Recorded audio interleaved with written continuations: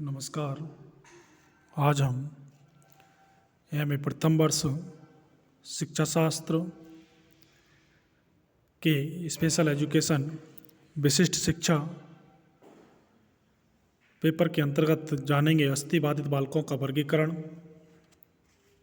Classification of orthopaedic handicapped children, और वहीं जानेंगे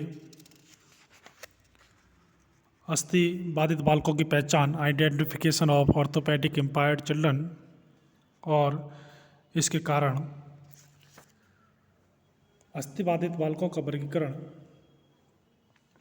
अनेक प्रकार से किया जाता है। अंगों की बाधिता अथवा क्षतिग्रस्त होने का आधार पर करते हैं। पोलियो से ग्रस्त होने से अपंग हो जाते हैं। यह दो प्रकार के होते हैं, सामान्य अपंग और गंभीर रूप से अपंग। सामान्य रूप से अपंग बालक सामान्य विद्यालयों में शिक्षा ग्रहण कर लेते हैं, जबकि गंभीर रूप से अपंग को अस्पताल में प्रवेश कराया जाता है। अस्थि बाधित बालकों के साथ अन्य स्वास्थ्य संबंधी समस्याएं भी होती हैं, परंतु इन्हें अधिक संबंध कोई समस्या नहीं होती है। परंतु शिक्षक को ऐसे बालकों का ध्यान रखना चाहिए कि वह सामान्य कक्षा की शैक्षिक क्रियाओं, अन्य क्रियाओं में भाग ले सके, परंतु शिक्षक को यह जानकारी नहीं हो पाती कि इन्हें किस प्रकार की सहायता दी जाए। अंगों की असमर्थता के आधार पर 3 वर्गों में अस्थि बाधितता को बांटा गया है। पहला, नीचे के अंगों की असमर्थता, ऊपरी अंगों की असमर्थता और कुछ अंगों का ना होना या स्वास्थ्य संबंधी समस्या का होना। अस्थि बाधित या अस्थि असमर्थता और स्वास्थ्य संबंधी समस्याओं वाले बालकों को समन्वित नहीं किया जा सकता है, क्योंकि इनकी अधिगम समस्याएं अलग अलग होती हैं। नीचे अंगों की असमर्थता के लिए भौतिक वातावरण की समस्या होती है, जिसके लिए विशिष्ट सहायता की आवश्यकता होती है, जिसके आने जाने की सुविधा हो जाती है। ऊपरी अंगों में अस्थि बाधित होने पर समस्याएं और कठिनाइयाँ भिन्न प्रकार की होती हैं। उनकी मांसपेशियाँ काम नहीं करती, जिससे उन्हें कार्य करने में कठिनाई का अनुभव होता है और विशेष प्रकार की सहायता की आवश्यकता होती है। उन्हें पढ़ने और लिखने में समस्या आती है। इन्हें मनोथेरेपी की आवश्यकता होती है। इन्हें सामान्य विद्यालय में शिक्षा दी जाती है, क्योंकि बाधिता अधिगम में समस्या नहीं उत्पन्न करती है। उन्हें अनुकूलित भौतिक वातावरण की आवश्यकता होती है। शिक्षक को ऐसे बालकों को पढ़ने लिखने में सहायता करनी चाहिए। इन बालकों को शारीरिक क्रिया जैसे उन्हें सामान्य विद्यालयों में शिक्षा दी जाती है, क्योंकि बाधिता अधिगम में समस्या उत्पन्न नहीं करती है। उन्हें अनुकूलित भौतिक वातावरण की आवश्यकता होती है। शिक्षक को ऐसे बालकों को पढ़ने लिखने में सहायता करनी चाहिए।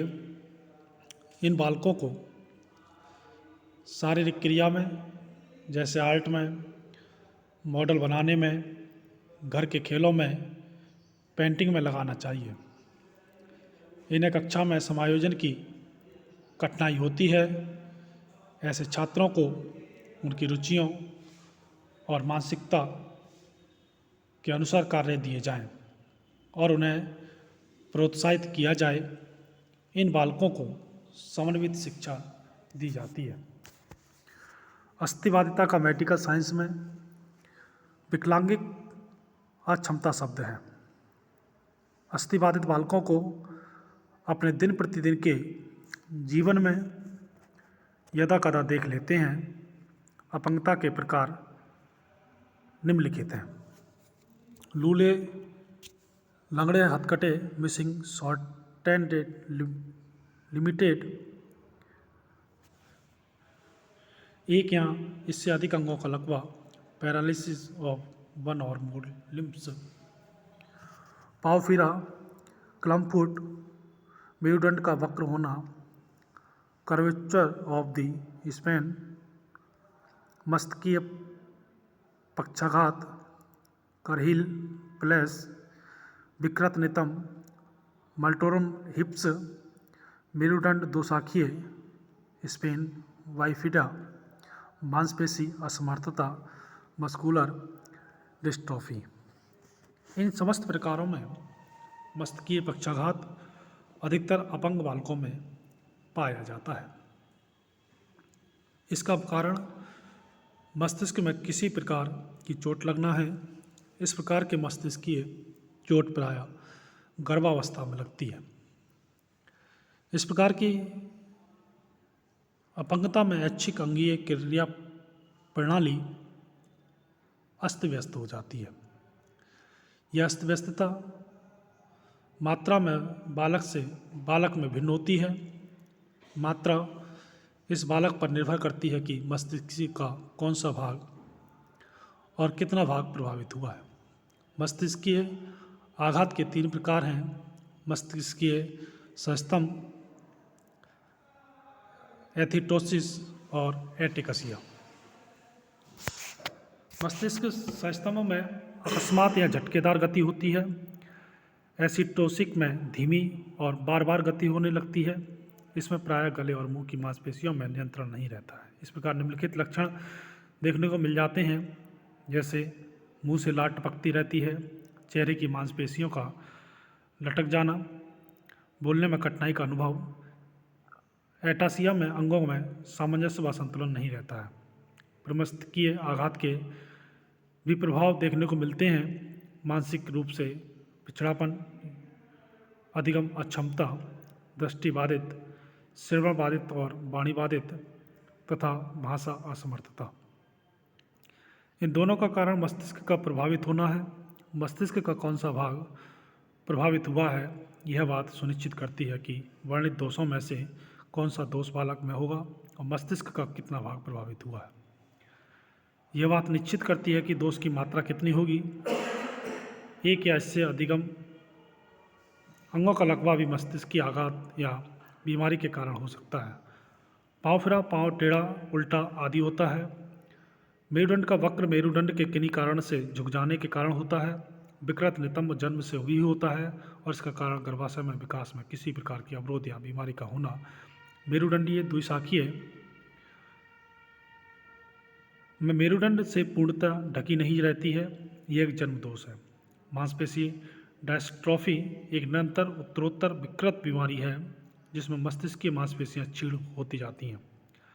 लूलापन या लंगड़ापन या हाथ का कटा होना प्रायः किसी दुर्घटना से प्रभावित हो जाने के कारण होता है। अस्थिबाधित बालकों के विभिन्न प्रकारों में लूले, लंगड़े, हथकटे, पाँव फिरा, विकृत नितंब, मेरुदंडीय द्विशाखीय और मेरुदंड की वक्रता को छोड़कर मस्तिष्क की चोटों और बीमारियों अथवा कमियों से संबंधित हैं। अब जानते हैं अस्थिबाधित बालकों की पहचान, identification of orthopaedic impaired children. अन्य प्रकार बाधित, मंद और असमर्थी बालकों की अपेक्षा अस्थिबाधित बालकों की पहचान करना सरल होता है। जैसे आंशिक रूप से श्रवण बाधित या आंशिक रूप से दृष्टि बाधित बालकों की पहचान करना कठिन होता है। चिकित्सकों के परीक्षणों से ही पहचान हो जाती है। अस्थिबाधित बालकों की पहचान के लिए हम निम्नांकित व्यवहार अनुसूची का उपयोग कर सकते हैं, जैसे शारीरिक अंगों पर समुचित नियंत्रण न होना, मांसपेशियों में सहयोग का अभाव होना,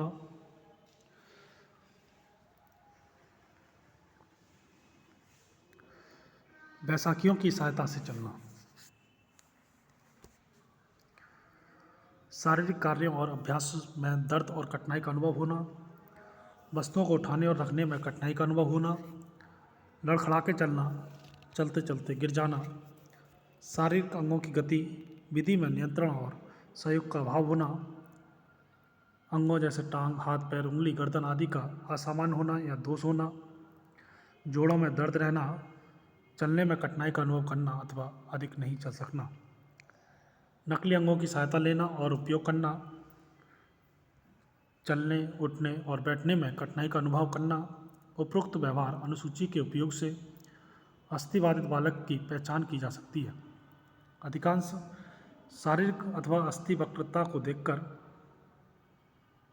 ही पहचान लेते हैं, छात्रों से पूछकर भी पहचान हो सकती है। अब जानते हैं अस्थिबाधितता के कारण ईटियोलॉजी ऑफ ऑर्थोपेडिक हैंडीकैप्ड। अस्थिबाधित बालकों में कई समान दिखाई पड़ते हैं जैसे, परंतु उनकी बाधितता का कारण भिन्न भिन्न होता है। अपंगता के कारण कुछ कारण इस प्रकार हैं: जन्मजात अनियमितता के कारण, कॉन्जेनिटल अनोमलीज जैसे गर्भावस्था में कुपोषण आदि के कारण बालक का विकास भली प्रकार नहीं हो पाता है और उसमें कुछ दोष उत्पन्न हो जाते हैं। जन्मजात शारीरिक अपंगता प्राय चिकित्सा द्वारा ठीक नहीं हो पाती, उसके लिए सहायक उपकरण, कौशल और शिक्षण की आवश्यकता पड़ती है।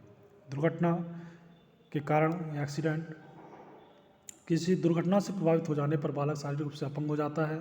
वाहन दुर्घटना, गोली का लगना, गिर जाना, किसी अस्त्र से चोट लग जाना आदि दुर्घटनाओं के उदाहरण हैं। बीमारी के कारण इलनेस, कुछ बीमारियां जो या तो अपनी प्रकृति अथवा लंबे समय तक रहने के कारण अपंगता का कारण बन जाती हैं, जैसे पोलियो और मस्तिष्क सोच शारीरिक अपंगता देते हैं। इनसे अस्थि संधियों, जोड़ों, मांसपेशियों, रूप आकृति में दोष आ जाता है। उपरोक्त तीनों ही ऐसे कारण हैं जिनके कारण ग्रसित व्यक्ति कहीं ना कहीं से शारीरिक रूप से अक्षम या असमर्थ हो जाता है और सामान्य व्यक्ति नहीं रह पाता है। तो ये था अस्थिबाधित बालक। धन्यवाद।